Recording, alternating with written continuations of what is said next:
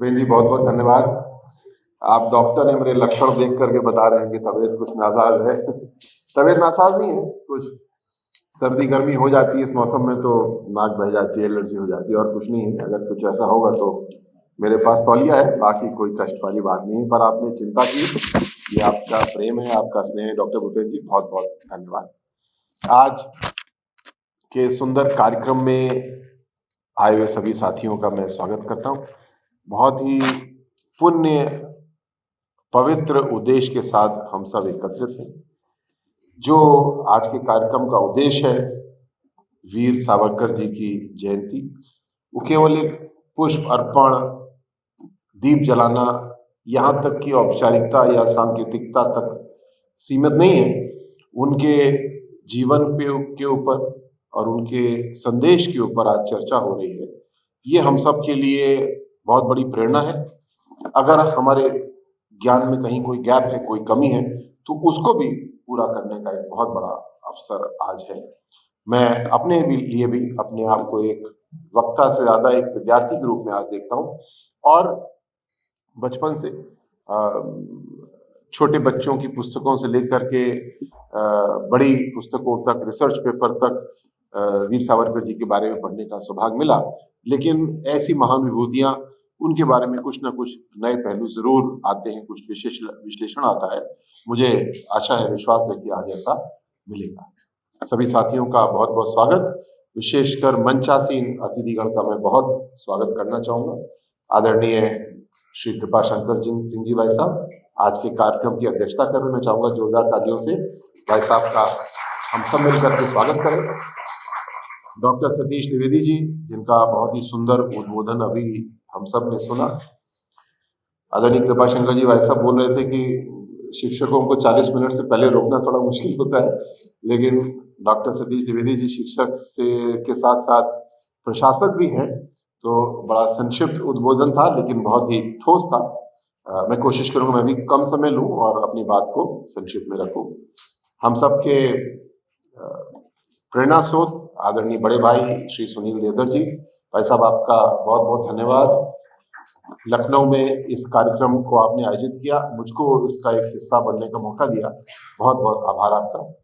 आदरणीय श्री आनंद टंडन जी, आदरणीय कीर्तिवर्धन जी, श्री राजपाल चौहान जी, जितेंद्र दुबे जी, आदरणीय श्री राम प्रताप सिंह जी, आलोक रंजन जी, उपस्थित सभी मित्रों, सभी साथियों। जब हम वीर सावरकर जी की बात करते हैं तो प्रायः हम लोग काला पानी से बात शुरू करते हैं और वहीं पे लगभग खत्म भी हो जाती है। लेकिन ये तो एक बड़ा प्रसंग है, बहुत दर्शनीय बात अगर बोलें, या वीर सावरकर जी का संग्रहालय, म्यूजियम देखें तो उस हिसाब से है, और वो महत्वपूर्ण भी है। लेकिन उससे ज्यादा महत्वपूर्ण है, 2 मिनट में अगर मैं उस समय की चर्चा करूं, उस कालखंड की चर्चा करूं जहां अंग्रेजों के खिलाफ आंदोलन चल रहे हैं, अलग अलग तरीके से अलग अलग समूह आंदोलन कर रहे हैं, कोई गरम दल है, कोई नरम दल है। गांधी जी कह रहे हैं कि अहिंसावाद रखो, क्रांतिकारी क्रांति, सशस्त्र क्रांति की राह में चल रहे हैं। एक ओर ये घटनाक्रम चल रहा है, दूसरी ओर एक सांप्रदायिक घटनाक्रम चल रहा है। जो मुस्लिम लीग पार्टी है वो लगातार ध्रुवीकरण कर रही है, एक अलग देश की मांग कर रही है, बाद में दुर्भाग्य से सफल भी हो जाती है। ऐसा एक समय, एक घटनाक्रम उस समय चल रहा था। इन परिस्थितियों में एक तीसरा बहुत बड़ा समूह जो राष्ट्रवादी है, वो अपना काम कर रहा है और अपने से पहले राष्ट्र की बात कर रहा है, राष्ट्र को एक अखंड रखने की बात कर रहा है। ये 3 तरह की चर्चाएं, 3 तरह के समूह देश में 20वीं शताब्दी के पहले 25-30 वर्ष में चर्चा के दौर में रहे होंगे। उस परिस्थिति में अपना रास्ता चुनना और साथ साथ इस तरीके से काम करना कि जो हिंदुत्व की परिभाषा है और जो सांस्कृतिक राष्ट्रवाद की परिभाषा है, उसको सबके सामने रखना। यहाँ पे जैसा वीर सावरकर जी ने कहा, हिंदुत्व की परिभाषा दी, जो भारत की भूमि पे रहते हैं वो सभी हिंदू हैं, जिनकी अपने मातृभूमि या पितृभूमि शब्द भी कई बार इस्तेमाल किया गया, अपने के प्रति आस्था है, वो हिंदू हैं और हमको एक पहचान के साथ आगे बढ़ना है, काम करना है। ये हमारे राष्ट्र की सांस्कृतिक पहचान है। ये अवधारणा उस समय भारत के लिए, भारतवासियों के लिए बिल्कुल नई थी। अंग्रेजों ने हमको समझाया था टू नेशन थ्योरी कि भारत एक राष्ट्र नहीं है, भारत अलग अलग राष्ट्र है। भौगोलिक दृष्टि से अंग्रेजों ने उस समय ये प्रोपेगेंडा किया था कि ये तो हमारी वजह से एक है, अन्यथा आप तो छोटे छोटे टुकड़ों में बटे थे और आगे भी बढ़ जाओगे, जबकि ऐसा नहीं है। बड़ी बड़ी साम्राज्य, एम्पायर हमारे रही और बहुत ही जबरदस्त प्रशासन हमारे पूर्वजों ने देखा और पूरा किया। उन परिस्थितियों में एक हीन भावना अंग्रेजों ने हमें देने की कोशिश की और उस समय अखंड भारत का स्वप्न लेकर के वीर सावरकर और एक समूह चला, जो हमारे पूर्वज हैं, हमको राह दिखाई उन्होंने और आज हम लोग उसकी ओर बढ़ रहे हैं बहुत तेजी से। भारतवर्ष में जिस गति के साथ आर्थिक प्रगति हो रही है, आज दुनिया में आर्थिक चुनौतियां हैं।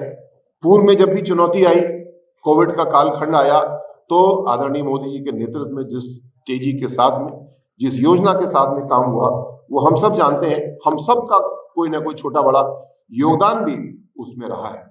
हम लोग यहाँ भागीदारी भवन में आज कार्यक्रम में चर्चा कर रहे हैं।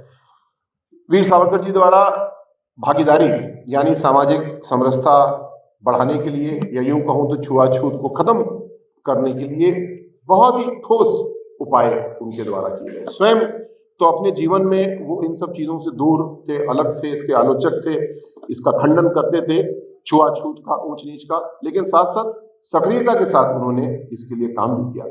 जो रत्नागिरी का आंदोलन था, हम सब परिचित हैं, उन्होंने इसीलिए इसको आगे बढ़ाया। और सबसे बड़ी बात, एक पतित पावन मंदिर की स्थापना की, जिसका मतलब ही था कि यहाँ पे सभी वर्गों के लोग आ सकते हैं। ये पुनः आज हम बात कर रहे हैं 2026 में, लेकिन उस समय की बात जब अछूतों के लिए, आज अनुसूचित जाति जनजाति के लिए मंदिर प्रवेश के आंदोलन चल रहे थे। बाबा साहब डॉक्टर भीमराव अम्बेडकर एक उस आंदोलन को लीड कर रहे थे। ऐसे समय वीर सावरकर जी ने पतित पावन मंदिर की स्थापना की। और तीसरा उनका आयाम, वो भी याद करना बहुत जरूरी है, जो उनकी वैज्ञानिक और आधुनिक सोच भी थी। केवल सांस्कृतिक जागरण या सांस्कृतिक गौरव ही उन्होंने स्थापित नहीं किया, उन्होंने आगे बढ़ने का रास्ता भी देश को दिखाया। और इन सब चीजों के कारण आज वीर सावरकर के चरित्र की, और चरित्र से ज्यादा उनकी लेखनी की, उनके विचारों की प्रासंगिकता हमारे लिए बहुत ही महत्वपूर्ण है।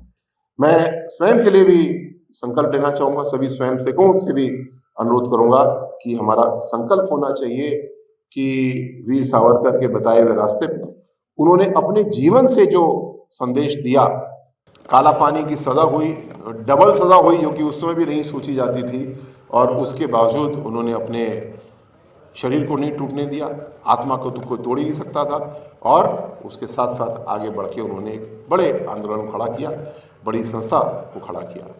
माई होम इंडिया उस विचार को आगे बढ़ा रही है, अखंड भारत के विचार को आगे बढ़ा रही है, एक भारत श्रेष्ठ भारत की जो कल्पना है उसको आगे बढ़ा रही है। मुझे बहुत खुशी है, आदरणीय भाई साहब ने, श्री देवधर जी ने, जो हमको सबको पटका पहनाए। ये असम का, नॉर्थ ईस्ट का अलग अलग बहुत ही सुंदर पटके हैं। इतने सुंदर पटके भाई साहब उत्तर प्रदेश में कम हम लोग को देखने को मिलते हैं। सुंदर मिलते हैं, पर इतने वाले सुंदर कम देखने को मिलते हैं। और हम सब के लिए बड़े गौरव की बात है सुन लिया कि उत्तर प्रदेश और अरुणाचल प्रदेश को एक भारत श्रेष्ठ भारत के तहत पार्टनर स्टेट बनाया आदरणीय मोदी जी ने। तो अभी 15 नवंबर और उसके आसपास हम लोग जब भगवान बिरसा मुंडा जी की जयंती मना रहे थे, तो यहाँ लखनऊ में भी एक कार्यक्रम था और सोनभद्र में भी एक कार्यक्रम था।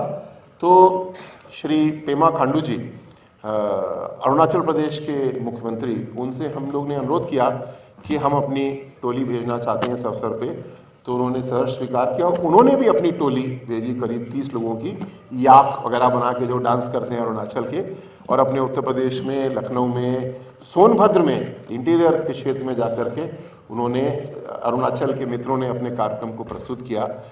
ये कल्पना प्रधानमंत्री मोदी जी की एक भारत श्रेष्ठ भारत की जो है बहुत ही खूबसूरत है, व्यावहारिक भी है, केवल एक नारा नहीं है, उसके लिए ठोस योजना है, उसके लिए काम हो रहा है। मैं समझता हूँ कि जो काम हम लोग इस तरह मिल करके कर रहे हैं, ये हम लोग को बहुत आगे लेकर के जाएगा, आगे का रास्ता हम लोग को दिखाएगा। माय होम इंडिया के इस बैनर के लिए, माय होम इंडिया जैसी सशक्त संस्था के काम करने के लिए, आगे बढ़ने के लिए मैं अपनी बहुत सारी शुभकामनाएं देता हूं और आज इस अवसर पर आए हुए सभी मित्रों को, साथियों को अपनी ओर से पुनः बधाई देता हूं, धन्यवाद देता हूं और सबको मिलकर संकल्प लेना है, जो वीर सावरकर ने अपने जीवन से रास्ता दिखाया उस पे हमको अनुसर करना है, हमको आगे चलना है, तभी हम सफल होंगे और राष्ट्र सफल होगा। बहुत बहुत आभार, बहुत बहुत धन्यवाद। जय हिंद।